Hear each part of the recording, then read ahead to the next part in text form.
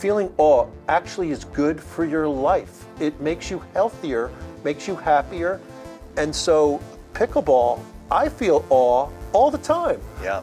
Everyone I meet is, got something awesome.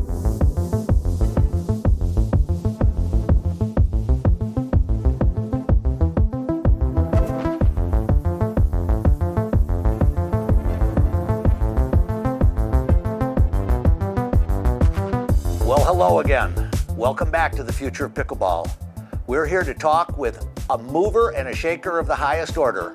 We have a man from a huge historical publishing background, came into pickleball, saw a vision, and man, is he putting it together. Let's welcome Richard Porter from InPickleball. Richard, welcome. Hey, it's great to be here, Paul. Thanks so much for having me. I got to tell you, I've really been looking forward to getting you on here. I had the first opportunity to meet some of your people in the West Coast at the first event that InPickleball did, and just coincidentally, I happened to be there, loved meeting them, leading into getting to know about you guys. Would you give us a little bit of an idea? Publishing the kind of magazine that InPickleball is has been a big undertaking. Before we get into that, give me a little background as to what you did in your lifetime that led you to InPickleball. Yeah, thanks. So my background is in media. I did start as a magazine guy. I should tell you, though, I started as a paddle guy and a tennis guy when I was a kid. So I grew up in a town called Shoreham, which is out on Long Island. Shoreham and Wading River, our neighboring town, have the longest town versus town tennis match in the country. Every Labor Day, those towns play one another. So I grew up, if you didn't play tennis in that town, it's like growing up in Texas without playing football. Forget it. Yeah. So we all played. Then a paddle tennis or platform tennis court was built.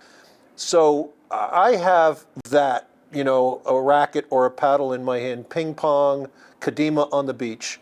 So I always, frankly though, pickleball, I still had not really made the move as quickly as people like you. I had friends who did. But when I heard about InPickleball being launched and as a magazine, I said, well, I sure know how to do this. My very first job in media was at a company called Ziff Davis. Bill Ziff was a billionaire twice. He sold 2 media companies for $1 billion each. He did special interest sports magazine, Backpacker, Fly Fisherman, a diving magazine, and these are places where I worked, and that's where I cut my teeth. A great training ground, and there is an aspect to special interest sports enthusiast media brands and their audiences that are consistent. Each sport is unique, but there's something universal in the passion that those players have, the people have, the information they seek, how they get it, where they get it. And of course, 2023, how you get it, where you get it has changed quite a bit. Sure. Now, it's kind of a big leap. I mean, we go back 2 years in the sport of pickleball, and that's in dog years a long time. You guys had to have somebody, somewhere, you had a passion and interest that was very early stage. How did that come about? We did. So there were, like in others, the early investors were pickleball players, and they were smart people, and they saw where this thing was going. And they said, well, what should we do? And early days, because this is frankly before me, so don't give me credit for that vision, others before me. My job was to take the baton and run Sure. with it. But early days, so the question was, should it be facilities? We know there's lots of people and there's a great need for more pickleball facilities, a lot of people building them. But the conversation became, let's look at the media landscape. There isn't yet today a media brand that dominates the space. If you think about Fox or ESPN or Better Homes and Gardens, Good Housekeeping, the seal of approval. Well, who's the seal of approval in pickleball today? It's a big vision and goal to be that brand. So there's a lot of great media companies doing great work. Not here to say they're not. They are. But it's highly fragmented and it's not scaled yet. So we saw some white space. we did a lot of research, actually, a lot of analysis. This might interest your audience. I did what I call a simple 2x2. If you look at people who play a sport and people who watch that sport, what sports score well in neither, both, one or the other? And so we evaluated that. Globally, the sport that gets the highest score on the 2x2 is soccer, right? A lot of people play it, all age groups. Sure. Every country on the planet loves it and certainly will watch it. So pickleball, we know there's a huge growth in the active recreational player base in this country, in Canada, and elsewhere. It's going to continue to go. Watching pickleball still has work to go. We haven't had that seminal moment yet. It will come. I mean, there's such great talent out there producing the content, and that is the content, whether it's players, instructors. There's just great content out there, and it's going to get better. Cool. You know, something that I know, not being the youngest person in the game of pickleball, coming from a background in business in the time frame that you were, we were all in the print space. We're in the digital world. How does your media approach work in that space? Because your book is beautiful. Thanks for asking. Yeah, so when we looked at how would we launch a media brand, now we're a startup. All of us need more funding, right? I don't care what company you are. Look at the tech space, all the layoffs that are happening. Sure. So nobody has enough resources, right? And has to watch every penny. Us too. And we don't want to get a B in any class we take. We want to get straight A's. So how many classes can I take Sure. to get the 4.0 average? So we took one class, and it was print. We launched with print. We never planned to only be a magazine. Interesting. But to your point on the demographic, it is so funny. Only 18 months or so ago that I came into this space, all the data said the active recreational pickleball player was over 50, right? That was the demographic. A lot of people joked about it's a game for old people. Well, today, that has changed so fast, Sure. right? 30-year-olds, 4-year-olds, kids, youth. So, but why did you launch with a magazine first? Well, one is brand awareness. So a print product has a coffee table impact. You can put it out somewhere, distribute it at events, Sure. and it gets shared and seen, and people can spend as much time or as little time as they want. Video is linear, right? You don't get to control how long it is. I say to people, think about if someone got married and they want to show you their wedding video or their wedding album. Which would you rather see? You know the answer. It's the album, because you can flip through as fast as you want, slow down if it's a picture of yourself, Excellent. right? Great. But the video, you're there the entire time. So if it's great content, you're thrilled. But if it's not, you don't get to control it. So print allows that. And then from a business perspective, so the branding, we got awareness in the community quite quickly. We've only put out 10 issues of the magazine. It stuns people when we say that. Right. You know, if you go ask people in the community about media brands, we will be a top box response. Without question. They love us. Kudos to our content team. I mean, they own that. From a business perspective, well, in the world of digital, you know, Google is going to not allow cookies anymore, right? So targeting is going to change. A magazine gives you first-party data. We have direct access to that consumer, and we've identified that consumer. And as long as we treat them with respect and we earn their trust, they'll be willing to interact with us in a lot of ways. They'll give us their phone number so we can send them texts. They'll give us their handles. They'll give us their email addresses. And so now we can scale that relationship with great engagement any which way they want us. So this year, it's a hard tack to all mediums with as best we can do, because our budgets are tight. You know, so And like I said, I want to get straight A's. Well, you've certainly gotten straight A's to date. Well, I've maybe got one A so far, and that's our content creators. Sure. Jay Armis as their creative director and her team, she put together a great team. My metaphor, you'll find I love metaphors. Okay. So my metaphors, we're a baby band. I worked with a company that was headquartered in Nashville, worked a lot with the music labels down there, and they were always launching baby bands, and they were great performers.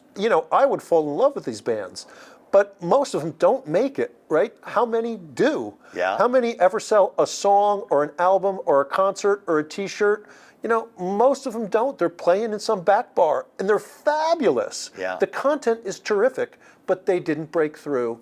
So, we are a baby band, but, you're about my age. Do you remember the Traveling Wilburys? Oh, yeah. So the Traveling Wilburys, right, were all these greats from other bands. George Harrison, who was the third Beatle. He was never going to be the number 1 or 2 Beatle. Yeah. As an anonymous Traveling Wilbury, they all had fake names. It was just an incredible group. Tom Petty, just these great musicians. So I aspire. People are like, what are you trying to be? The Traveling Wilburys. That's who we aspire to be. A baby band of experienced professional journalists and publishers and digital people coming together and putting together some tunes, playing the music. Something that we're seeing a lot of going on as we're sitting here in the end of January at the MLP in Phoenix, Arizona, or in Mesa, Arizona. And there's beginning to get more and more talk about our sport is developing personalities. We've got out of the high-profile players that are getting television, they're getting streaming services. Is that something that factors into your approach? Absolutely, it does. So for us today, our market is the active recreational pickleball player, and we want to scale to them as we have now more insights. When we launched, we didn't really know. We made intelligent guesses, hopefully intelligent. They were guesses. And so as we looked at the spectrum of content that we included, it's service, how to play, how to hit a shot, how to get in shape, what to eat, where to play, how to pick a partner. And then, but what made our brand different was a look at stories that nobody else was telling. And most of them have an undercurrent of kindness. Give us an example of one of those. Well, it's funny because here we are in Mesa. So Gilbert, where you and I were going to be in Gilbert, we're in Mesa, right next to it. Gilbert, Arizona, our very first magazine, we did a story on a guy named Carl Scholes. Carl had been a lawyer, became a school teacher, and moved to Arizona. He was not well known. He didn't have the credibility yet of a trusted school teacher. He was a new guy. He saw the athletes in the school and then the intellectual, I would call jocks and nerds. I don't know if that's politically incorrect to say that. Might be. I apologize if it is. But, that these groups did not intermingle, and there was some bullying sometimes. Bullying is a big deal. Sure. So he was smart. He found an athlete who was a kind young man, and he was trusted by sort of the other side. And Carl said, I know what will bring these people together. Pickleball. I'll be. So Carl bought pickleball. The athletes didn't have a lot of experience with it, but they're athletes. They're ready to go. They're ready to try. The non-athletes, if you will, could play. Pretty quickly. They could pick up and be decent, and they all learned it together, and it bridged the gap. Now, to me, that is a fundamental experience I have had in this community. There is a current of kindness everywhere. You have been incredibly kind to me and our company. People who have come out for causes just to teach without asking for recompense. There's so many great stories of the wonderful people in this community. As it grows, we'll have a few bad apples, more than we do today. That's the bad news of growing. Guess what? You get a few bad ones with the good ones. But I have to tell you, I think we over-index in good souls. And that matters to me, especially as a second act for me. That really matters. I want to be part of something that's doing some good, not just for ourselves, but for the community writ large. Cool. Until aliens come down and attack this planet, right now, especially in sports media, everything is divisive. I like this quarterback. You like that quarterback? Let's argue about who's number one, who's number two. They're both great. How about that? Yeah. Can we agree we love football, we love quarterbacks, and they're both great? Let's watch them play? Sure. No, let's argue. Okay, so everything, the engagement rises as the heat rises. But I think we're kind of tired about that. And so if aliens came down and attacked this planet, we would all be on the same team. Russia, Ukraine, you name it, red, blue, we'd all be on the same team. I like that idea. What I say to people who don't know this community or the sport is the closest thing I know of is pickleball. It's the thing that it doesn't matter. We're all on the same team, really, at the end of the day. I've got an idea I want to run by you, and I want you to hopefully carry this banner into the media that you do. I think we should identify pickleball as the joyous game or the joyful game. It is just what all of us that have come into this game, generally that is the first emotion that we have of, my goodness, the people are nice, it's a fun event. We're the joyful game or the joyous game. Can you run with me on that? Absolutely right. That's, our mission is all about that joy, and it's for yourself and for others. And I like to say, is there anybody who prefers losing to winning? Do you know anybody? That's something 100% of us agree on. Yeah. Winning is better than losing. Yeah. That's a truth, right? Yeah. It seems so obvious, but it's funny to say, wow, 100%. 100%. Well, yeah, and there's joy in winning, but we've all lost along the way somewhere. We can commiserate, and then to help others through, like the pickleball community is there for not just for themselves, but for others. It's lifting up, it's sort of the pay it forward, and the great satisfaction and joy one gets from that, and sharing that joy. I love it, I gotta tell you. And I've seen some of your other interviews. These people are 100%. And with pickleball, you're either at the low end, you're avid. That's low. At the high end, you're completely obsessed. There is no, I kind of like it. There's none of that. It's avid or obsessed. So, I love that the chemistry that it physically, we are changed by that chemistry, right? I mean, the dopamine, it's just healthier for us. I just read an article, I think it's in the New York Times, about awe, feeling awe.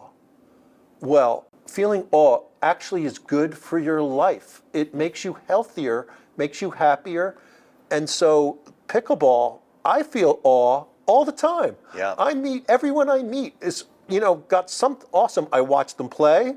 Wow, look at that shot. The team aspect of it. And I know you're getting involved with the AAU and adding this team overlay. That, let's face it, winning as a team for most of us is better than winning as an individual. Sure. Now that kind of brings us up to date. So we now know how you guys got here.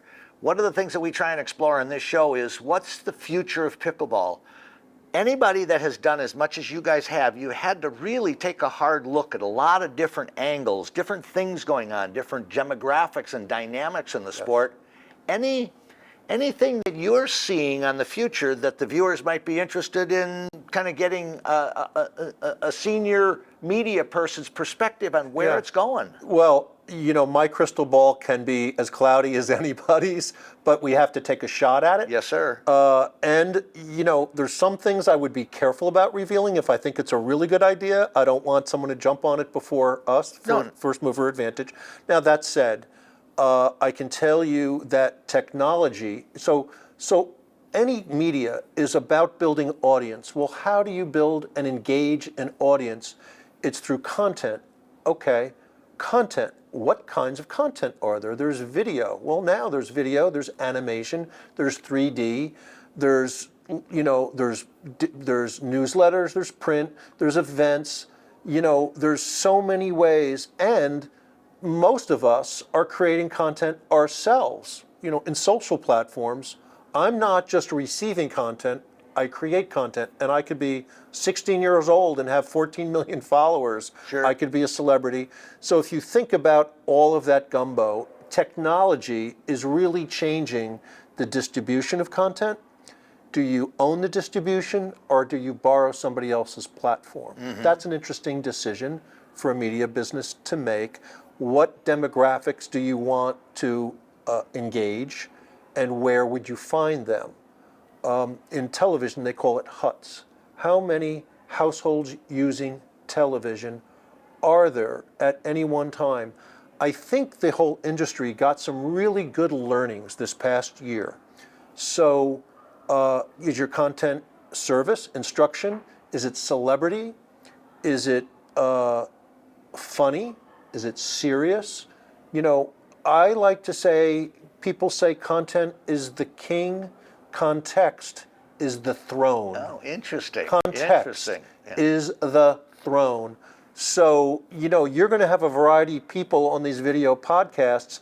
Some of us might end up saying some of the same things. One of your guests will say something in a much better way than I did for somebody in your audience. Content, same. Context, different. Matters a lot. So I think as we look at it, so Stephen Colbert recently had the first primetime broadcast television pickleball show.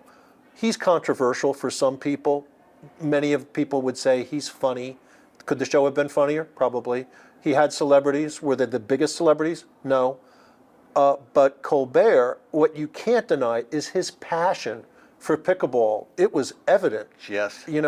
So that show, over 2 million people watched a show with a controversial guy that half the people probably don't like him, half do, and but the content could have been a little funnier, the celebrities could be a little bigger, but add up all the rest of the audience of all the other media in pickleball. Yeah.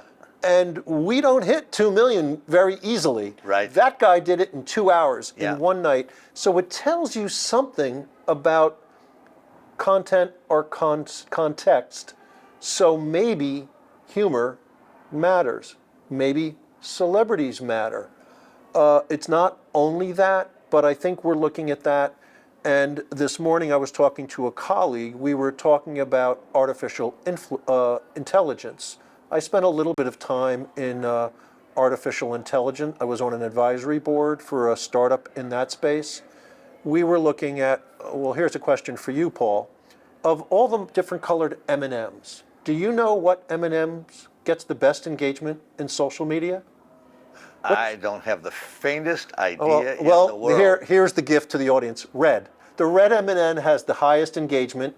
Yellow, actually the group of M&Ms, all the colors together, that's the highest engagement. If you're only going to do one color M&M in social, do red. Don't ever do yellow by itself. Yellow is an underperformer.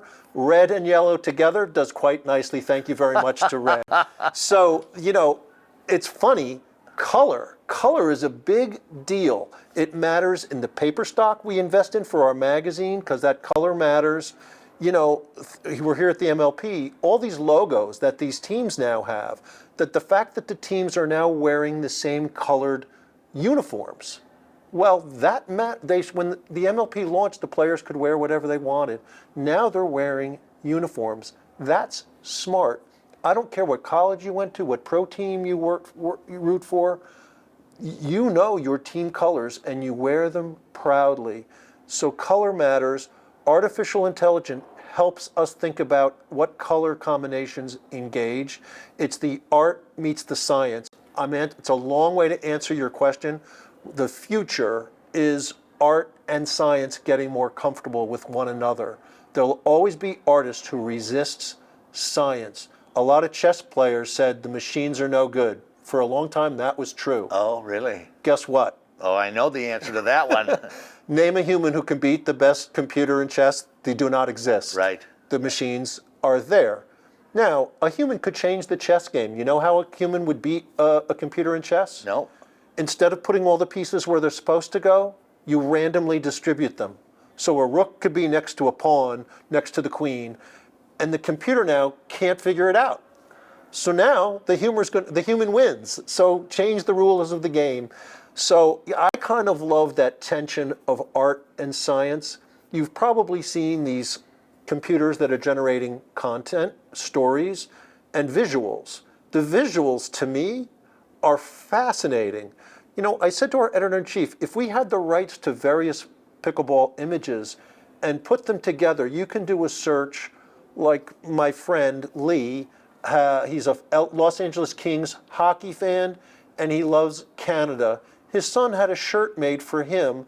It's a bunch of people, their faces are whited out. So it's 4 Los Angeles Kings wearing their uniform, or at least their colors, because I don't think they own the rights to the logo. Okay. But you can do the colors, which everyone knows what that is, you know, that look like hockey uniforms, and they're all paddling in a canoe, and it's obviously Canada in the background. So he mashed this up, you know, and it was totally artificial intelligence generated. So I don't think that's the only thing, but it's a thing, and it's fun. And look, you're smiling as I describe it. You haven't even seen the shirt, but it's funny. Sure. And you know that the humor, or you know the approach that a machine can take that some human hadn't thought of yet, to me is great. So there's a lot of ways to go. Animation, you know, you think about instruction.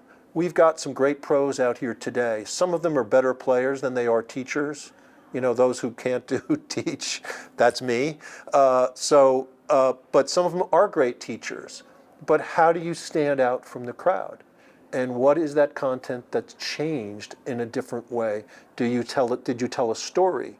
And about these pros who need exposure, most of them have their own origin story that hasn't been told. Right.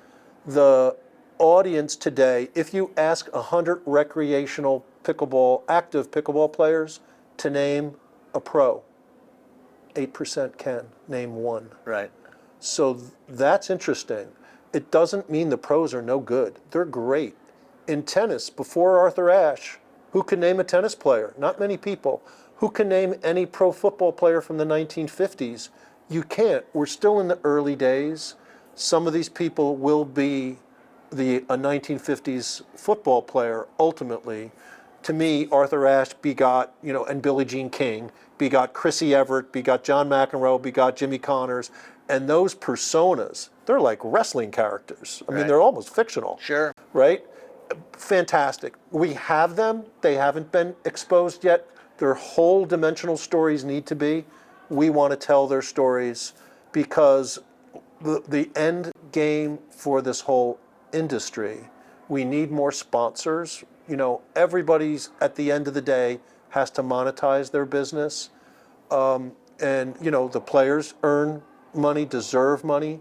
The sponsors are going to have to be more than just the pickleball community. It's starting to happen.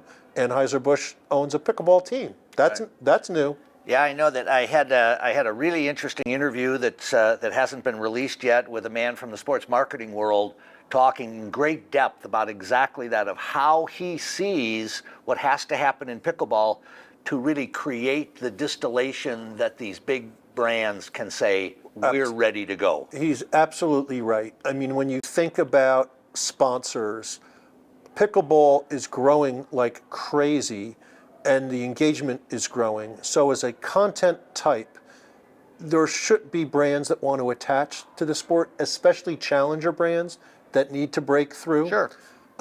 So that's right. But if you're just a tournament, or you're just a player, or you're just a magazine, you're kind of a sliver of a growing but small sport today. Right. Why should a brand put their chips on the table in the world of pickleball if they're only covering one of the beachheads? Right. You know, you need to cover the waterfront. So that challenges, we're all a sliver of a sliver today if you're a big brand. Now, there is a way to break through, and I will give you one announcement that we're going to do in content. Oh, good. We will celebrate the women of pickleball all year long, starting in March. We launch it with our magazine and go from there. And there are so many great stories about women in this sport, and the sport is one of the few sports that pays equal women and men with these tournaments. Right. Well, that's a badge that this sport should wear proudly. As you go to a big sponsor, there's a movement, there's a group called the ANA, the Association of National Advertisers. It's the top spenders in the planet. I've been involved with them for 30 years or more. They've now created something called See Her, S-E-E, See Her. See Her, their job is to help all media businesses and all marketers to respectfully represent women properly. And they actually are scoring whether you're a media business or an advertiser, or a sponsor, are you representing women well? You know, the full dimension of them. Are you inclusive? Are you respectful? So that's a big goal, and they have more and more members lining up to be a part of that. So we think we can be the tip of the spear celebrating the women of pickleball. You could be a player, you could be an instructor, you might have launched a paddle, you might have launched apparel, you might have created a tournament, you might be a referee. You could Sure. be, or And you might. we've got ladies in the sport That all are involved. All involved and smart and passionate and leading with great stories, because it seems to me pickleball is doing more of that respectful communication than a lot of other industries do. Well, on that theme, one of the things that I have been saying to people for the decade or more that I've been in the sport is it strikes me that pickleball is the closest gender-neutral game that there is to play. I've pitched to women's athletic directors to promote pickleball in high schools and in colleges, and they could have a woman be the number one player on their team, not as a woman, but just as a player. We're so close in skill set. I think that's a great theme. I think there'll be a lot of interest. Now, when will that first be visible? On or about April 1. Okay, very cool. So Yeah. in pickleball, April 1, the women's theme. Celebrate the women of pickleball. Yeah. All year long and maybe beyond in every platform we have, whether it's our magazine, our newsletter, or our website. We'd love to. We're in a lot of conversations already about partnering with other folks. To me, it's what your friend is talking about. How do we bond together? Well, right now, for sure, all boats rise with the tide. We shouldn't be slitting each other's throats. We can do that later. Right Yeah. now, let's all build it together. It's still early days. They call it the Wild Wild West. You hear that a lot in the Yes, sports. you do. We're the Wild Wild West. So you know what I'm looking for? The golden spike. Oh, perfect. Perfect. The golden spike. Yeah. And whether the West gets there before the East, it's funny that there's a guy named Durant who's now invested in a pickleball team. A guy named Durant was the guy who built one of the railroads going across, and putting before that golden spike. So, yeah, I think we should all get behind the golden spike. So it all comes together. It's starting to happen. You can feel it. And, Advertising Age said pickleball was one of the top marketers of 2022. The sport was Yep. the top marketer. Well, InPickleball didn't make that happen. I'd like to think we pitched in. We get an assist, but PPA, APP, other media companies, look, everybody lifted this up. The celebrities that came in to buy teams, that certainly helped. It's not that long ago that people were making fun of pickleball Right. and making fun that it was an old guy's sport. Right. Well, no, it's great fun for everybody. And suddenly, the Washington Post, I think, called it one of the top 10, trends. Oh, yeah. So here we are, third-party endorsement matters. Right. I have been proselytizing, evangelizing pickleball for now 18 months, knocking on the doors of major marketers saying, hey, what are you looking for as a brand? What do you want to associate your brand with? Does growth matter to you? Health? It's healthy, it's fun, it's inclusive, it's friendly, it's welcoming. Are there any attributes I've named so far that are a negative for Sure. you, for your brand? No. Then it's the demographic, right? So if we have a senior tour, there might be brands that only want to reach seniors. That might be something for them to slice off. Sure. The AAU, that would be brands that care about young families mostly. There's plenty. And, the whole sport is still growing, but small enough that for some brands, you can sponsor the whole thing. It's a rounding error in their budgets. It's not hard for them to do. So now, as we get through this, some of the things that I've had great fun talking with people that have sat in the chair you're in is in your Richard Porter crystal ball, in fantasies, what is your vision of what you think you'd like to see pickleball become in a perfect world? Well, the kindness, the fun, the joy, your word, that spirit of community. I was trained, I went to the Center of Creative Leadership in Boulder, Colorado years ago. They talk about concentric circles of value that make a life meaningful. It starts with your own personal health.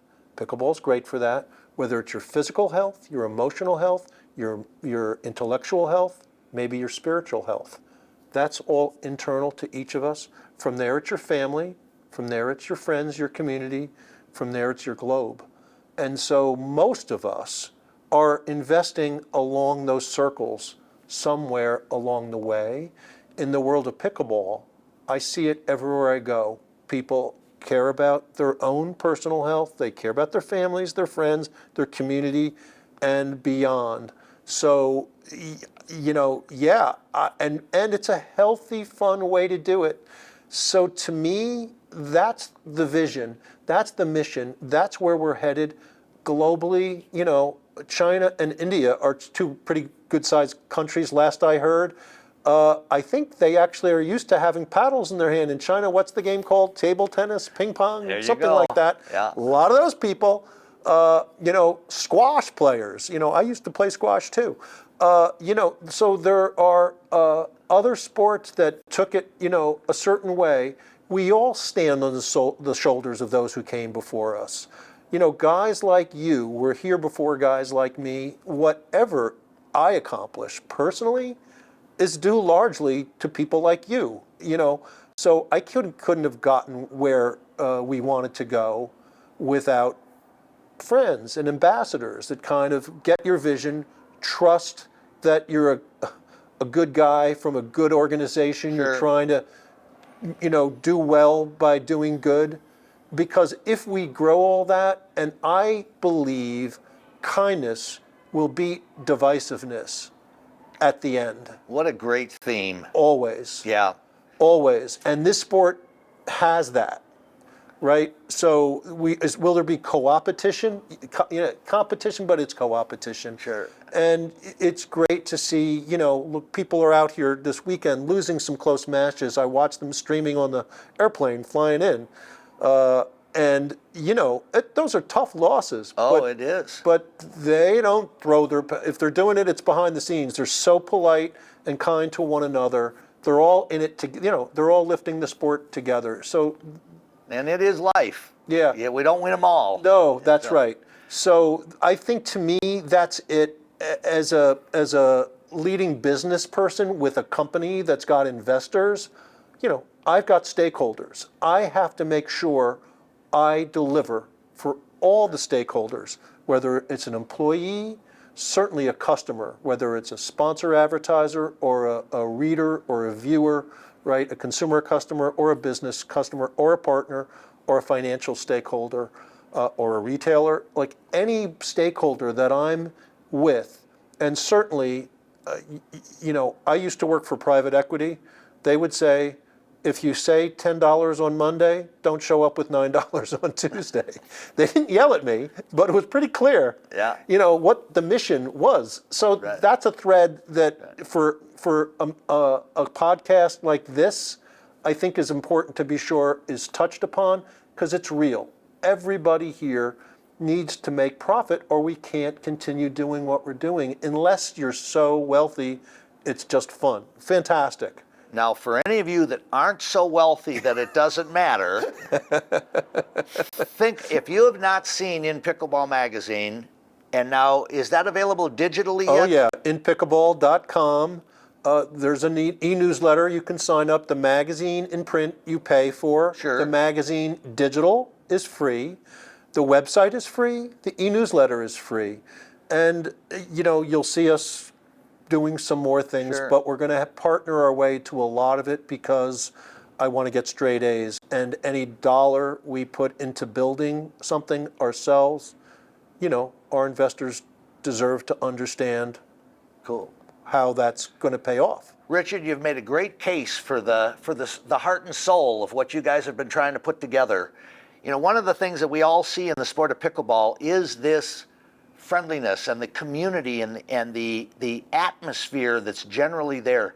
Let's really stay on top of it. Richard, I want to thank you so much for being with us here today. It's been a pleasure. Ladies and gentlemen, Richard Porter from In Pickleball magazine. Look at it, it'll blow your mind.